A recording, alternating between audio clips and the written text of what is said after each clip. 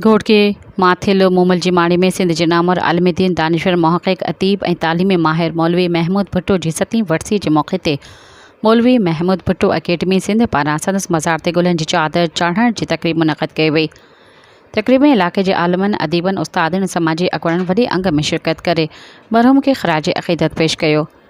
इन मौक़े ते मौलवी महमूद भुट्टो अकेडमी सिंध जे चेयरमैन अब्दुल हयो भुट्टो, सिंधी अदबी संगत शाख माथिल मोमल जी माड़ी जे सेक्रेटरी अली हसन मंगी, आबिद हुसैन अंसारी, लेक्चरर अब्दुल वहीद शेख, सैयद मंज़र हुसैन शाह, काशिफ अली कलादी, अब्दुल बाक़ी भुट्टो ऐं ॿियनि अगवाणनि चयो त मौलवी महमूद भुट्टो पंहिंजी सॼी हयाती इल्म अदब ऐं दीन जी ख़िदमत में गुज़ारी ऐं हज़ारनि शागिर्दनि जी तरबियत करे समाज लाइ काराइता फ़र्द तयारु कया। हुन चयो त माथेलो मोमल जी माड़ी में इल्म अदब जी जेका लाट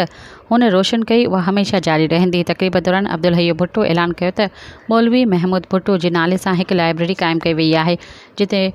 मरहूम जा नायाब सिंधी, उर्दू, अरबी ऐं फ़ारसी किताब महफ़ूज़ कया विया आहिनि, जे त संदसि शख़्सियत ऐं ख़िदमतुनि ते ॿधल किताब इल्म जे पेकर